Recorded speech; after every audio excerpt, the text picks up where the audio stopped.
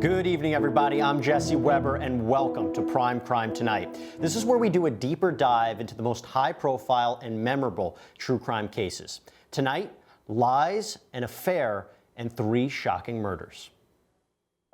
August 13th, 2018, Frederick, Colorado. Security footage captures Shanann Watts, a pregnant mother of 2, returning home from a business trip. 3 days later, the dead bodies of Shanann and her 4-year-old daughter Bella and 3-year-old daughter Celeste would be found by police. From the outside, Shanann had an idyllic life. She was married to Chris Watts, a man she described as the best thing that ever happened to her. The young couple had 2 daughters and were expecting their 3rd child. So pink means... That's just the test. I know. It just says the pink is going to be girls. I don't know. What we've since learned, though, is that there were deep cracks in this picture-perfect family. Thank you so much for coming out here with me, Christopher. I'm having a wonderful time. You mean a lot to me. At the time of Shanann's pregnancy announcement, Chris was having an affair with coworker Nicole Kessinger. The relationship was documented by photos, videos, and racy pictures. The Watts marriage would soon become strained, with texts revealing Shanann thought Chris was being distant. Shanann told a friend she planned to speak to her husband after her trip. Instead, later in the day, Shanann and her daughters are reported missing when a friend can't get a hold of her. No sign of a mother and her 2 young daughters who disappeared early Monday afternoon. 34-year-old Shanann Watts is 15 weeks pregnant. Chris says his wife and kids left while he was at work, but never came back. He even turns to the media, pleading on TV for his family's safe return. Shanann, Bella, Celeste, if you're out there, just come back. Like, if somebody has her, just please bring her back. But a neighbor's surveillance video tells a different story. After failing a lie detector test and police narrowing down their focus, Chris, you gotta tell us. There's something that happened to these baby girls. Look at them. I know. Chris Watts admits to strangling Shanann to death, but claims she killed the kids. His confession led authorities to an oil work site where Shanann was buried in a shallow grave and Bella and Celeste discarded in oil tanks. Watts would ultimately claim responsibility for the murder of his daughters and plead guilty to 9 charges, including 5 counts of murder. Perhaps the most inhumane and vicious crime that I have handled out of the thousands of cases that I have seen. He was sentenced to 3 consecutive life terms in prison. Unfortunately, this is not the end of this tragic tale. The public wouldn't learn more of the story until later on, when Watts sat down for a 5-hour interview revealing new and disturbing details of the killings. What's wrong? But the question still lurking in people's minds is, why would a seemingly ordinary man choose to brutally murder his wife and children in cold blood? Hi. Exactly. Say hi. Hello. You don't want to say hi? Let's start with one of the most analyzed and controversial moments in the case, when Chris Watts, knowing full well what he did, speaks with Denver 7, a local media outlet, the day after his family goes missing, and he pleads for their safe return. Right now, I don't even want to just, throw anything out there. I hope that she's somewhere safe right now and with the kids. But, I mean, could she just taken off? I don't know. But if somebody has her and they're not safe, I want them back now. That's what's in my head. If they're safe right now, they're gonna come back. But if they're not safe right now, that's the not knowing part. If they're not safe, last night I had every light in the house on. I was hoping that I would just ran over by the kids running in the door and just barrel rushing me, but it didn't happen. And it was just a traumatic night trying to be here. All right, I want to bring in New York Law School professor and retired New York City detective Kirk Burkhalter and forensic scientist and professor of forensic psychology Jennifer Shen. Kirk, I want to start with you. If you were investigating this case and you see him do that, what would be your thought there? What catches your eye about that interview?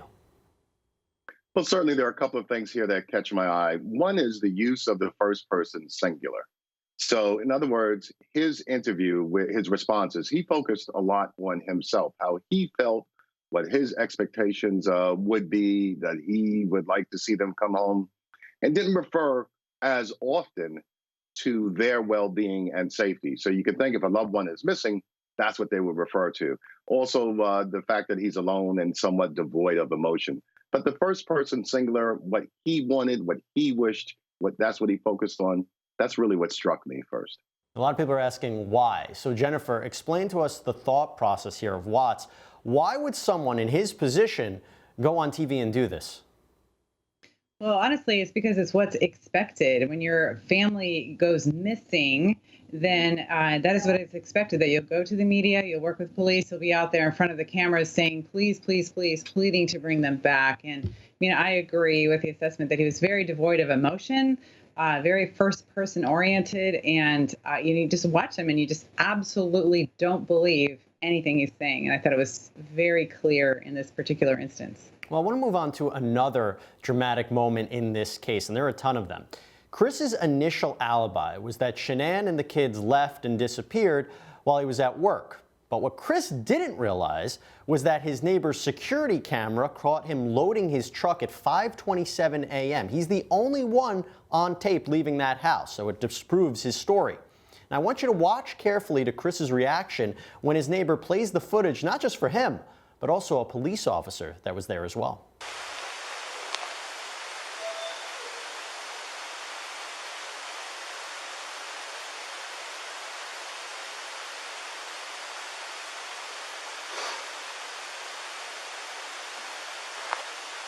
What else can I do with this? You think he looks nervous? Now here's something interesting. When the neighbor shut down the replay, his TV went back to a normal broadcast. But I want you to look very carefully at what appears on the screen, and maybe more importantly, what Chris says. Diesel. Hey, good. Yeah, I thought nothing. Nothing for the rest of the day? No, that's it. She's pregnant as well. How far along? 15 weeks. Now he should mention that Shanann was pregnant. Investigators say that in that 26-minute period, he was loading the truck up with Shanann's body and his two daughters. Jennifer, back to you. What is your reaction to his reaction? Well, his reaction, just sort of goes, I think it was like, oh my gosh, I've been caught. That's what that looked like to me. And I think people forget that in this day and age, there are video cameras everywhere. Your neighbors have them in their doorbells. They have them security cameras. They're everywhere. So I think that he was experiencing of a moment of, oh my gosh, I've been caught. And wow, how stupid was that I did that in front of all my neighbors and all their cameras. It was a really telling moment. And the baby on the screen, oh my gosh, that is heart-wrenching. Heart-wrenching. And again, the neighbor even said to the officer that he seemed that Chris was being very suspicious. Let's move on to August 15th. So at this point, the investigation is really heating up. And Chris has told law enforcement that he doesn't know where his family is. He also denies having an affair, even though a search of his computer and phone would show otherwise. But the investigators then ask Chris to come down to the police department, and he agrees to a polygraph test. So how'd he do? Watch. So it was completely clear that you were not honest during the testing, and I think you already know that. You did not pass the polygraph test. Okay. So now we need to talk about what actually happened. And I feel like you're probably ready to do that. I didn't lie to you on that polygraph, I promise. Chris, I know stuff. It's time. Even though he's caught lying, he's still adamant that he doesn't know what happened to his wife and kids. But when investigator Tammy Lee, who you just saw there, asks if maybe Shanann hurt the girls, Chris then asks to speak to his father, Ronnie, who was in the other room. You smell it? Or choking? No. I didn't hear anything. When I was downstairs, they came back up and they were gone.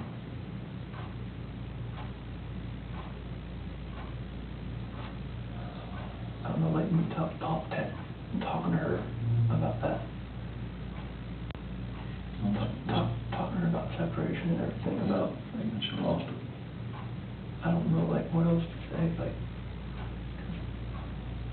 freaked out.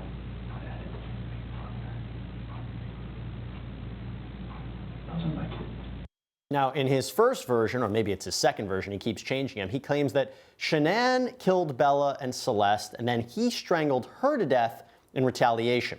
He then says, acting out of fear, he disposed of the bodies at an oil works site where they would ultimately be found.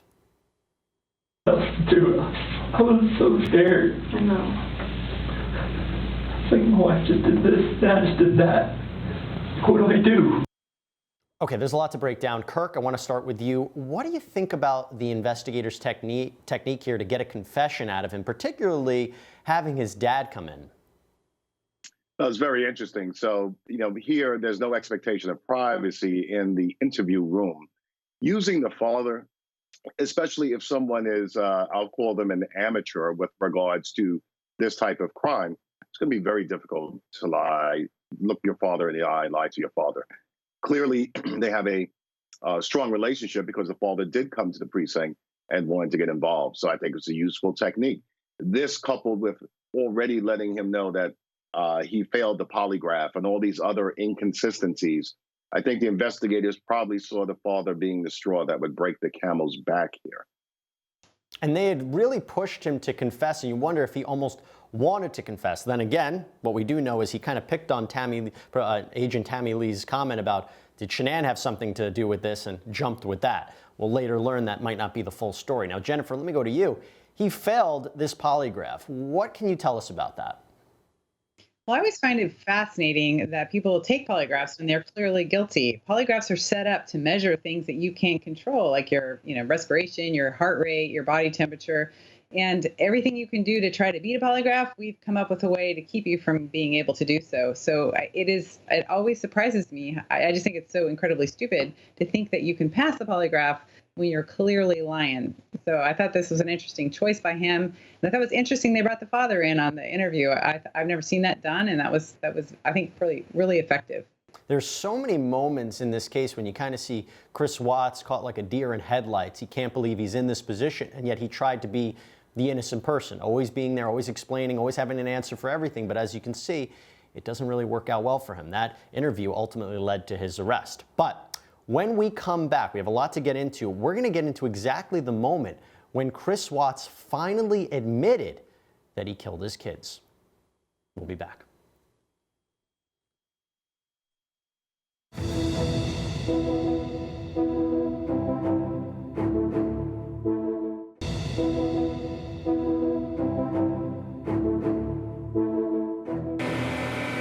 Every time I see pictures of them, I don't know how this could have happened.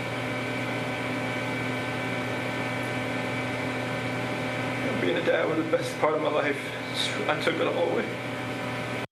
Chris Watts' stories kept on changing. First, it was he didn't know what happened to his missing family. And then he said he killed his wife, Shanann, after she smothered their daughters to death. And then, ultimately, he would confess to murdering them all. Now, 3 months after Chris pled guilty to his crimes and was sentenced to multiple life terms in prison, investigators visited him to get more details of the story. Now, the first thing he says, he describes strangling Shanann to death in a fit of rage after she confronted him about cheating. I just wish I could have let go. Did it seem like it was that long, 2 to 4 minutes? How long did it seem for you? Almost kind of felt like it was longer almost, because it felt like time was standing still.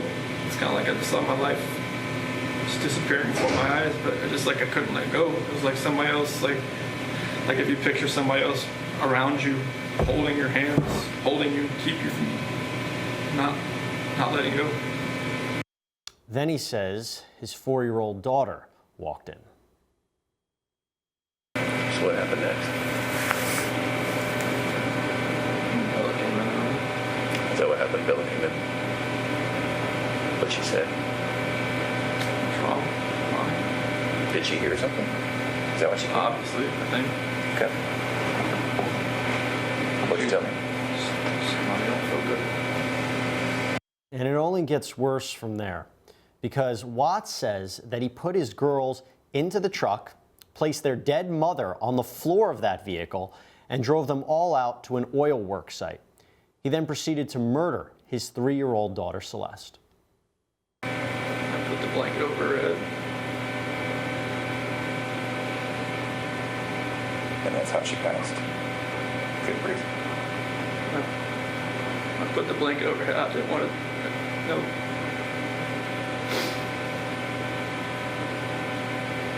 I strangled her right there in the back seat. And if that wasn't terrible enough, listen to what he claims Bella said as she watched the murder of her sister. And then went down to Bella. Tell me what happened there. She said, what happened to Cece? First, she asked if it was the same thing, the exact same thing that happened to me as Cece. Did she ask you that? Okay. So Bella's pretty smart. How did she sound when she asked you that, Chris? She had that soft voice she always had. Yeah. And what exactly did she say? She said exactly the same thing that happened to me as Cece. And then I said, I don't even remember what I said. Okay. I don't know if I just said yes, like a horrible person, or if I just put that blanket over her too and did the same thing. Same blanket, same way? Mm-hmm. Okay. She said, no, Daddy. And that's the last thing she said. And it doesn't really get worse than that. But unfortunately, the story doesn't end there. Because while Watts sits in prison, he wrote letters to a woman named Sharon Cradle. And she actually published these letters in a book. And in these letters, he goes into what he was thinking. Let's pull some of them up. For example, this is the first one. He writes of Shanann's death. I knew if I took my hands off of her, she would still keep me from Nikki. They asked me why she couldn't fight back. It's because she couldn't fight back. Her eyes filled with blood as she looked at me, and she died. I knew she was gone when she relieved herself. Here's another one. He says, August 12th, when I finished putting the girls to bed, I walked away and said, that's the last time I'm going to be tucking my babies in. I knew what was going to happen that day before, and I did nothing to stop it.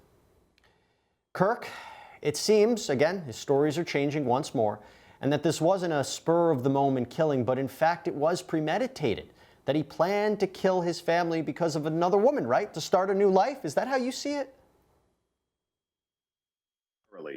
So when I think of premeditation, I think of someone really planning and thinking, I am going to do this. So I do think that at some point he made up his mind to be predisposed to kill his wife and possibly his children.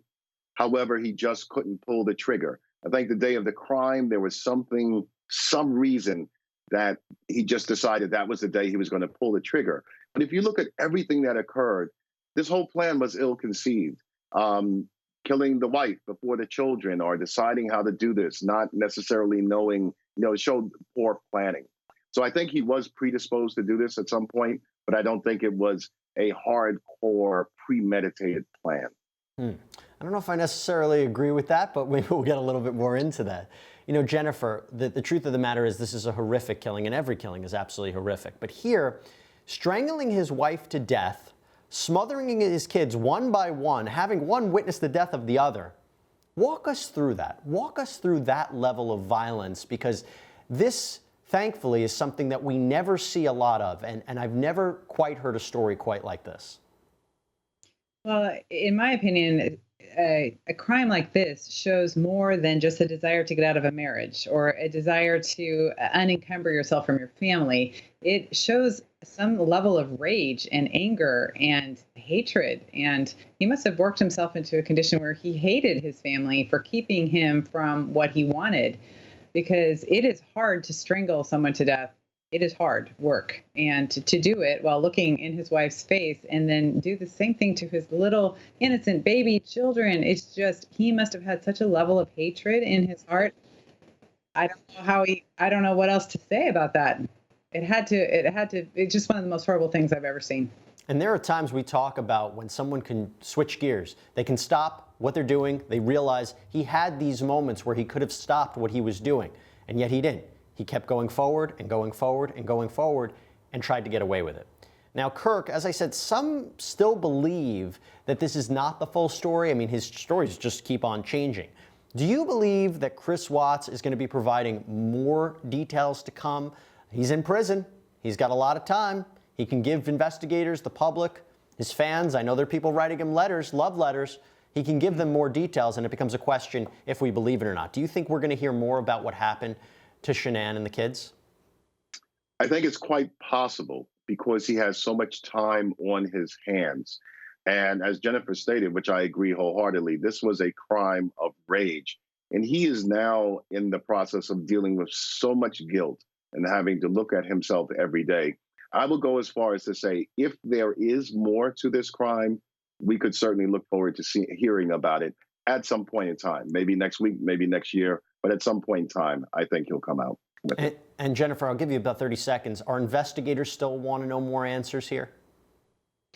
Well, I mean, it's always interesting when you see a crime like this of a person who seems very normal, family life, and then he does something so outrageously off the charts, violent and terrible. And so there is that interest in doing research to figure out how they might have seen those signs.